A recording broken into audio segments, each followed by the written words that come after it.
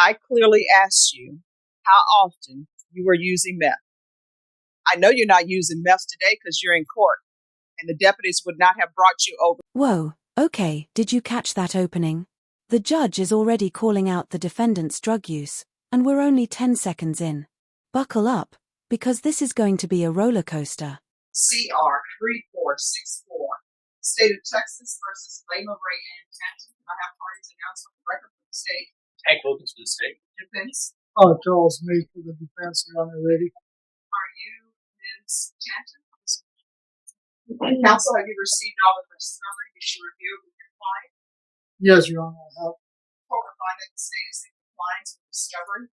Ms. Tanton, I'm showing you what's entitled Application for Deferred Adjudication of Community Supervision.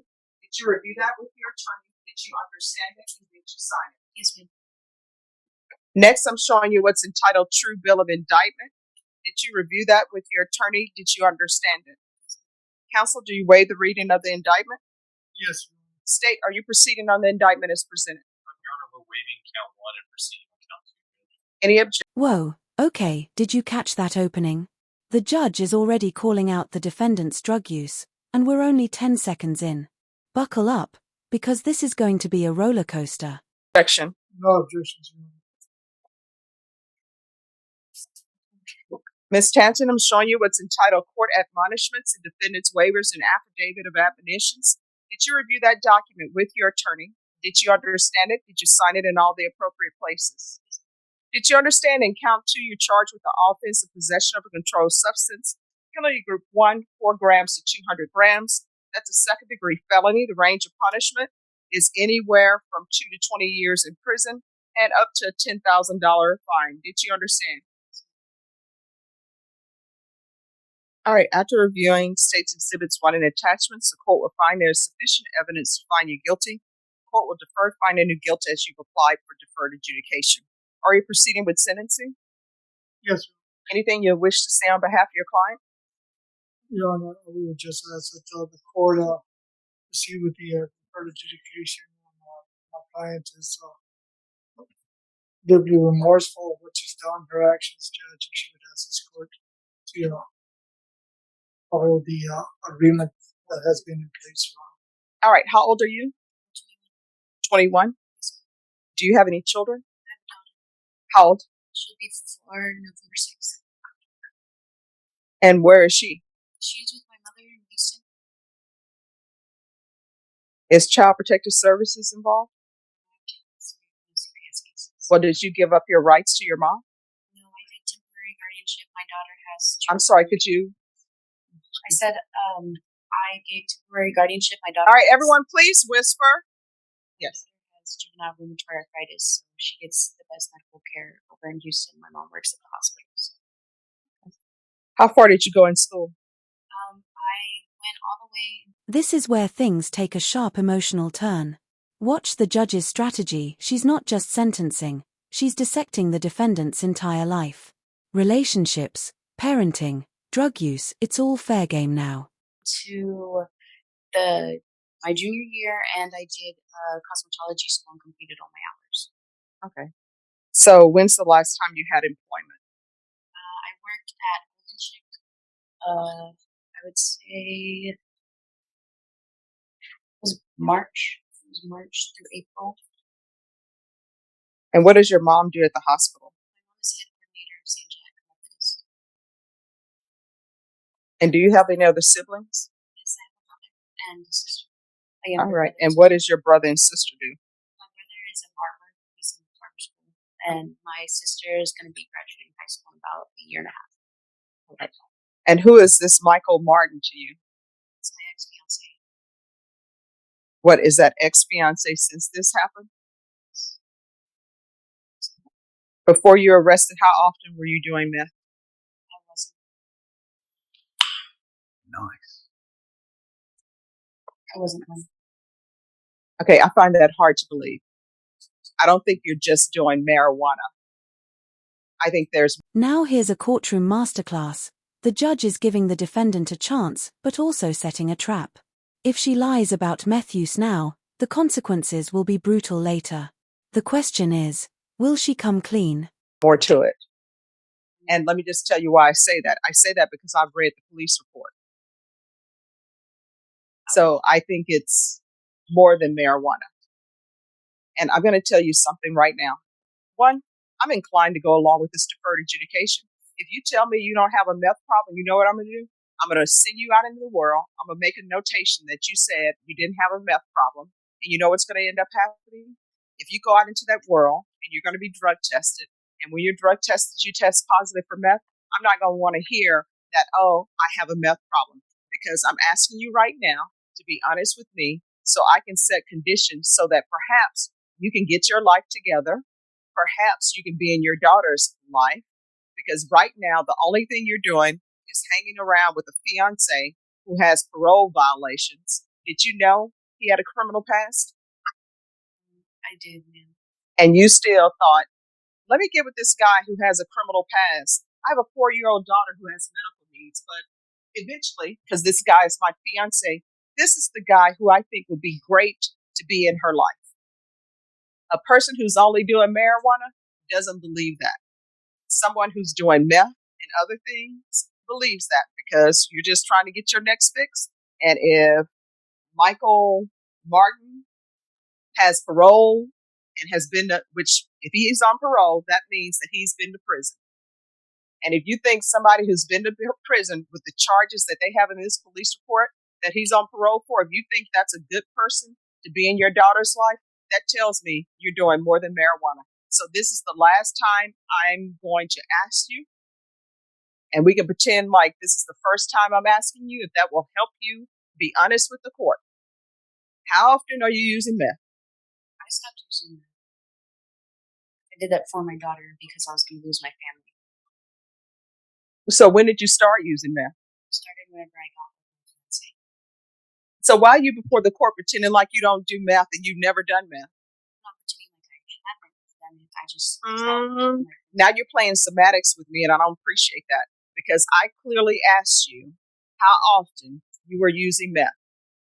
I know you're not using meth today because you're in court, and the deputies would not have brought you over with the items to do meth in the box. I asked you how often were you using meth, and you said, I don't use meth.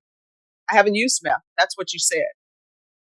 And you're playing games with me, and I don't appreciate that. I already knew you used meth because that's in the police report. Nobody is driving around with this much meth in the car unless you're using it or unless you're selling it. And obviously there was an issue with you because I don't know why people are driving around San Antonio smoking a blunt in the car and you think the police are not going to pull you over.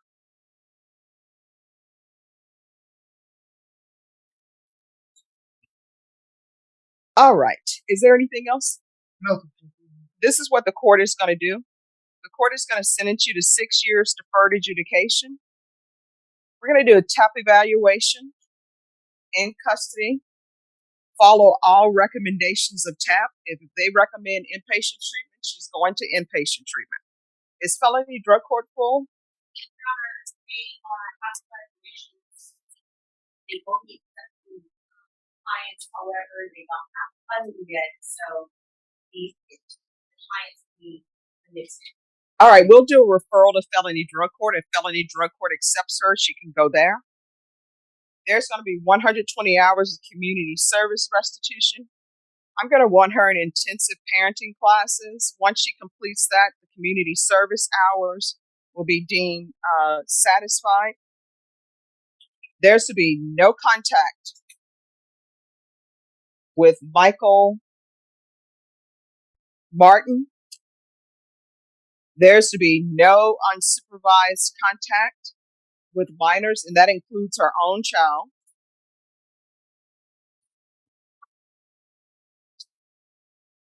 There's to be regular reporting by Zoom or in person. Regular UAs. No, I'm sorry, not regular UAs. We're going to do the UA hotline.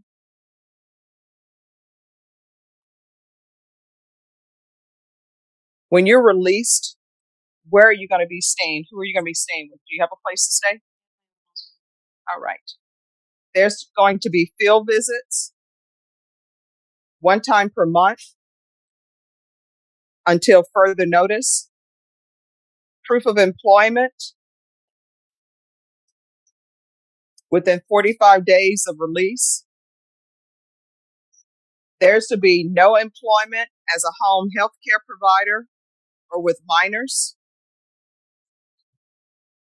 And she either needs to get her GED or complete some type of trade so you can get employment and get employment where you can take care of yourself and take care of your daughter. You understand that? So she needs some sort of trade school or either GED.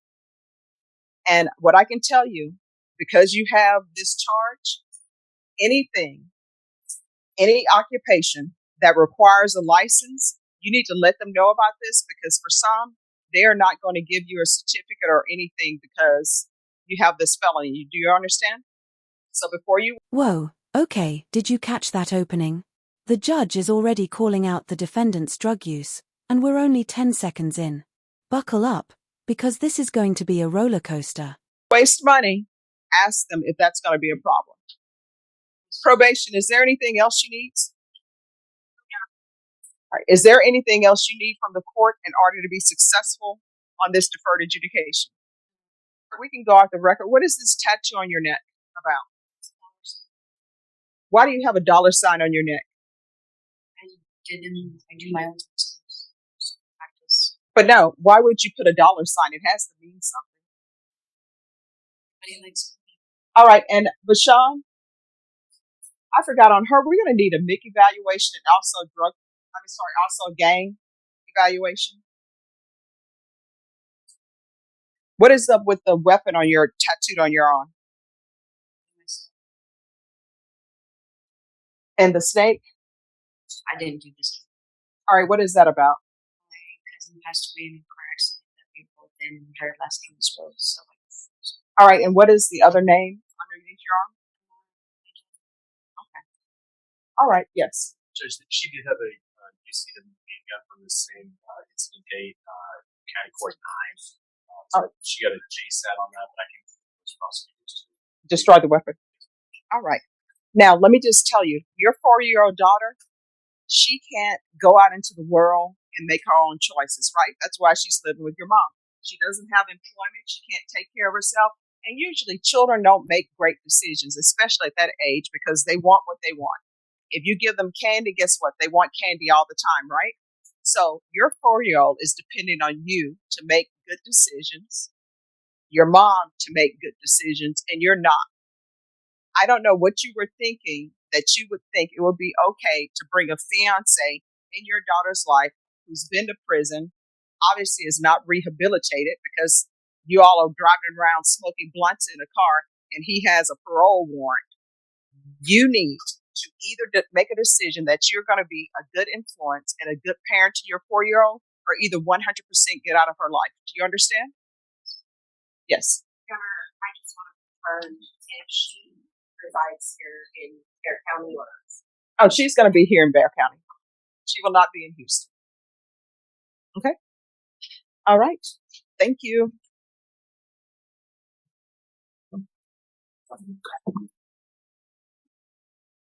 All right, Henry Knight. Why do I keep getting this sticker that you're refusing an interview? Did you refuse? No, come up here. We're not playing games. Come forward. Miss Ferguson, are you saying he refused the interview? Oh. All right, it's an old sticker. I was just going to say, all right, because I knew Miss Garza had been appointed to represent you. See, communication is key. They put this sticker on here. Defendant refused interview. I'm like, that could have turned ugly real quick. It could have, but you know, I always communicate, so I want to know what's going on. We don't let things turn ugly in this court. All right, so are you all ready to proceed on the motion? Okay. Mr. Knight was scared for a minute. He's like, what? That's not me. All right. Court is calling 2022 CR 8435, State of Texas versus Henry Knight Jr. Can I have parties announced for the record for the state? Defense? And are you Mr. Knight? All right, Mr. Knight, I'm showing you what's entitled Motion to Enter Adjudication of Guilt and Revoke Community Supervision. Did you review that with your attorney? Did you understand it? Yes, ma'am.